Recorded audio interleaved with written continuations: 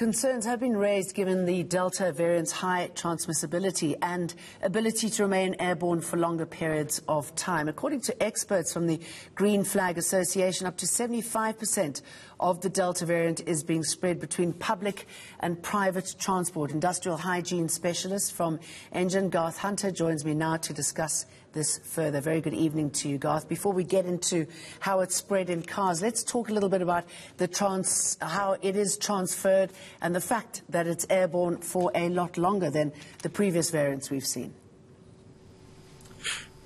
Well, I think it's not that it's actually airborne for longer, it's that you need less exposure to the virus in order to get infection. So previously, perhaps if you needed 15 minutes exposure to the virus, we talk about infectious dose, then you need half of that amount of time in order to be infected. All right. So knowing that, tell us the importance of ventilation, because we're certainly not seeing it in our public transport, are we? We're not, and I think the two big V's are vaccination and ventilation, and how we're going to actually change this is by ventilation.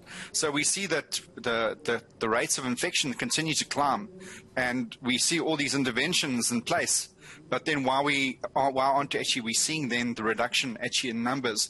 And what we're holding as GreenFlag is that the position we hold is that it's ventilation. We're not ventilating our spaces, and in public and private transport, that's an indoor space. So it's an indoor space as much as then at a funeral or anywhere else that you can actually have virus build up in that space. You can spend time in that space duration, and then you can also speak loudly actually in that space. When you have all three of those, you have potential for a super spreading event.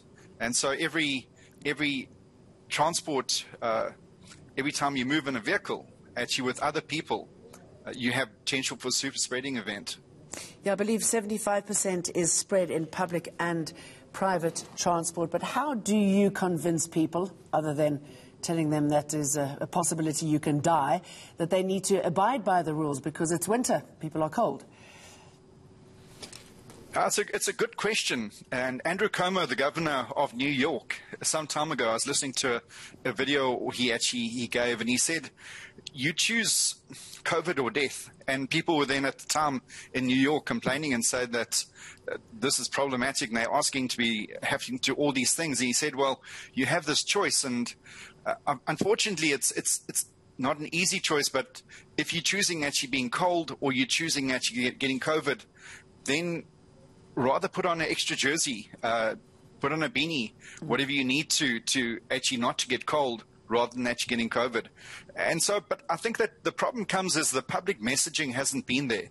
So that WHO, the World Health Organization, they changed their position in April, but you haven't seen that position come through in public broadcasts, public people actually speaking about it. So I think we're in the very early stages of even having a conversation. So to speak of then how do you convince people, I think is very early on. We're not there yet. And so, yes, people aren't aware of what they need to do. Well, good that we're speaking about it now then. And I guess the same thing for offices where people work, keep the windows open, put on that beanie. It's the right thing to do. Correct, and maybe I could just actually then say how you achieve ventilation or what ventilation is. People often confuse air conditioning with ventilation, whereas they're quite different. Air conditioning is heating and cooling. Ventilation is getting outdoor fresh air into the space and changing the stay out. And in a taxi, in a public transport.